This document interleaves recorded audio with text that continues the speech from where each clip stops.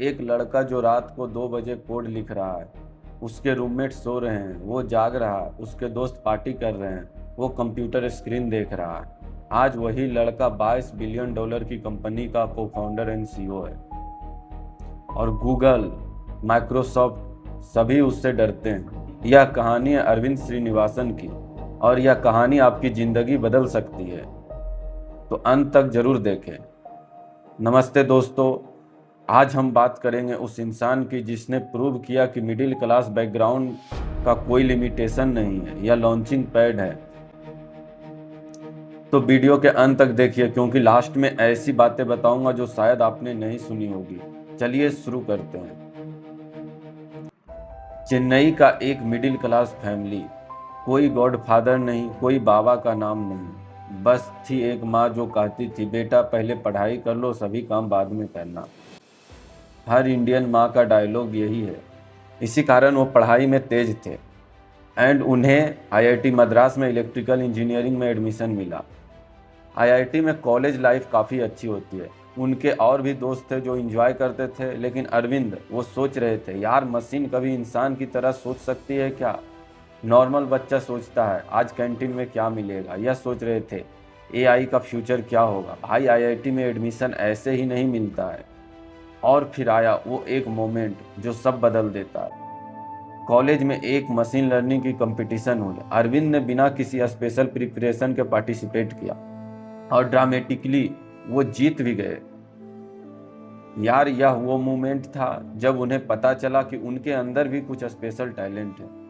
और यही lesson number 1 है जो हमें बताता है आपकी असली टैलेंट वहाँ छुपी है जहाँ आप बिना किसी एफर्ट के औरों से आगे हो। उस कंपटीशन ने अरविंद को वो डायरेक्शन दी जो बाद में $22 बिलियन की कंपनी बनाने वाली थी। अरविंद ने आईआईटी मद्रास से बीटेक करने के बाद वो हायर स्टडी के लिए 2017 में यूसी बार्कले यूनिवर्सिटी में कंप्यूटर साइंस से पीएचडी की।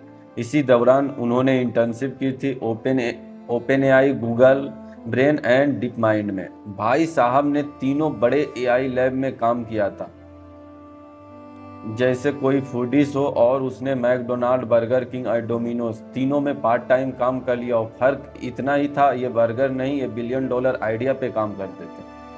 एंड तीनों जगह इंटर्नशिप करने पे उन्हें मिली एक क्रिस्टल क्लैरिटी। फ्यूचर सर्च का नहीं है, आंसर का है। लोग लिंक नहीं चाहते हैं, लोग डायरेक्ट सॉल्यूशन चाहते हैं। यही इंसाइट थी, यही था वो $1 बिलियन का था। प्रॉब्लम जो सबको दिखी, सॉल्यूशन सिर्फ एक ने सोचा। असली समय तब आया, नवंबर 2022। चैट जीपीटी लॉन्च हुआ, पूरा इंटरनेट हिल गया। लोगों ने पहली बार फील किया यह कंप्यूटर इंसान की तरह बात करता है। लोग इतने एक्साइटेड थे कि चैट जीपीटी से पूछ रहे थे, भाई मुझे लाइफ का एडवाइस दो।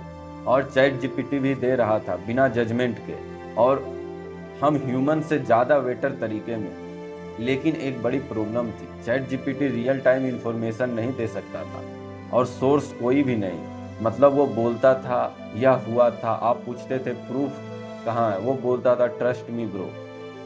दूसरी तरफ जो गूगल था, जो 47 लिंक देता था, आप ढूंढते रहो आंसर खुद निकालो। यह वो गैप था जो अरविंद ने फील किया। और यही से लेसन नंबर 2 जो हमें बताता है, हर बड़ी प्रॉब्लम के अंदर एक बड़ा अपॉर्चुनिटी छुपा होता है, बस देखने वालों की आंखें होनी चाहिए। अब अरविंद का प्लान था एक एआई जो इंटरनेट से रियल टाइम डाटा ले, क्लियर आंसर दे, हर बात के साथ वेरीफाइड सोर्स भी दिखाए, जो चैट जीपीटी पहले नहीं करता था। सिंपल पावरफुल गेमिंग चैलेंज, लेकिन प्रॉब्लम, कटिंग एज एआई बनाने में $बिलियंस लगते हैं। लेकिन अरविंद के पास उस वक्त $बिलियंस नहीं थे। उनके पास एक लैपटॉप था, ब्रेन था एंड किलर आइडिया थी।